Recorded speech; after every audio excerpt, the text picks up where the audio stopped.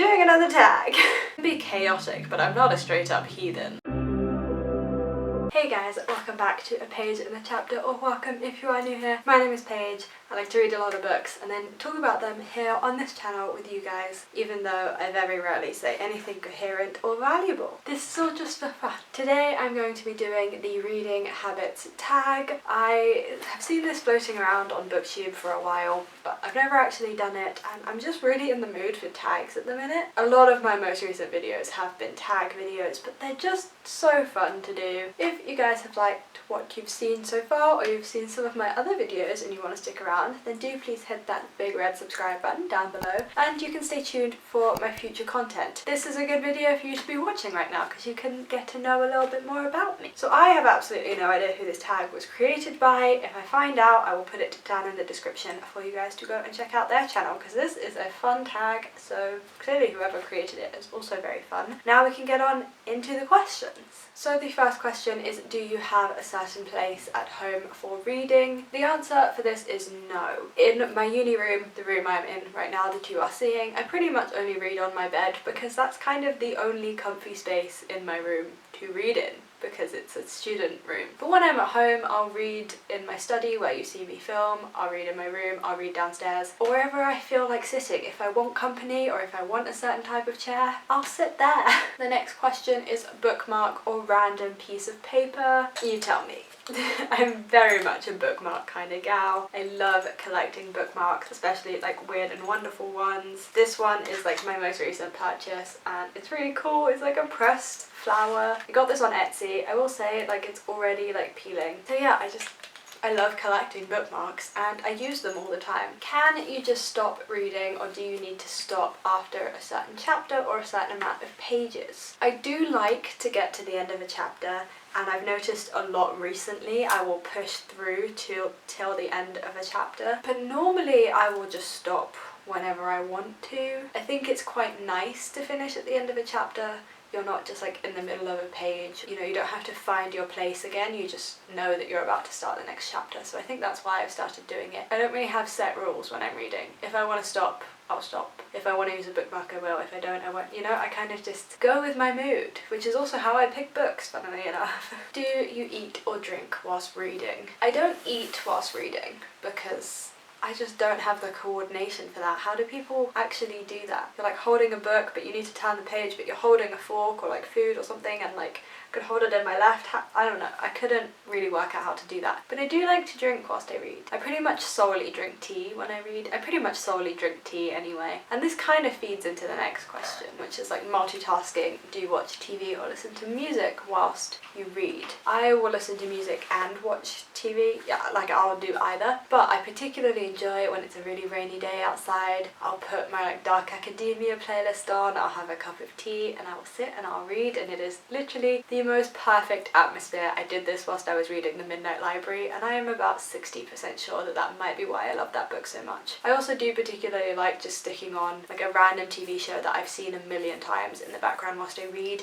I don't love reading in silence. I don't particularly like doing anything in silence right now. I then just feel really uncomfortable and alone, so I'm either reading with other people in the room or with music or TV on. One book at a time or several at once. This varies month to month. I am about 95% of the time a one book at a time kind of person. I get overwhelmed when I have a load of books to read. I find that that actually slows my pace down. It's quite unusual for mood readers to be one book at a time kind of people, I've found on BookTube, but we do exist. I get really overwhelmed if I have multiple books on the go at once, so I tend to stick to just one at a time. However, there have been times when this has not been the case, as is like in January. I had like 4 books on the go at one point in January, and then I just felt like I had, even though I was in the mood for new books, I was constantly having to go back and finish the ones that I'd started. I really did not enjoy that process, and I didn't enjoy the month of January, so I won't be doing that again. If I don't like a book, I will just DNF it. If it's taking me that long to finish it, I should just DNF it. Reading at home or everywhere? I'll read everywhere. I read in the car, I read at restaurants, which I've realised is actually really rude, but if I'm at a restaurant with my parents or like with family and they're just talking about stuff I'm not interested in, I will just pull out my book. I'll read like on the train, I will read anywhere where you would possibly be bored and need entertainment. Just whip out a book. I will say, that does mean that sometimes I have to have multiple books on the go because the big books that I'm reading at home aren't appropriate to travel with, so I don't always do it. Do you read out loud or silently in your head? I read silently in my head. I could not read out loud. That would just get on my nerves, I think, and be way too much work. Like, reading out loud is so much slower and more tiresome than just like reading through it in your head. However, I found that like usually if I'm reading a classic and there's just a line or a page that is just not going into my head, I'm not processing it, I'm not paying attention, then I will maybe read out loud to force myself to process it, but rarely that happens because I just take the L usually and I'm just like, whoop, okay, guess I didn't understand that page, and move on. This is why I couldn't be an English lit student, because I'd just give up. Do you read ahead or even skip pages? I don't think so. If anything, I skip pages. I do sometimes do that. If like something is just dragging, or there's a situation I really don't care about, or I'm reading the book because I really want to get to the end and there's just a certain like perspective, because fantasy is usually multiple perspective and I usually don't care for all of them, so sometimes I'll just skip a whole chapter when I don't care about the perspective. It usually comes up again from someone else's point of view anyway, so I very rarely miss information from doing that. But I would never ever like read ahead and then come back. You know, like I wouldn't read the end of the book and then go back and read it. No, I don't do that. I can be chaotic, but I'm not a straight up heathen. Like, come on.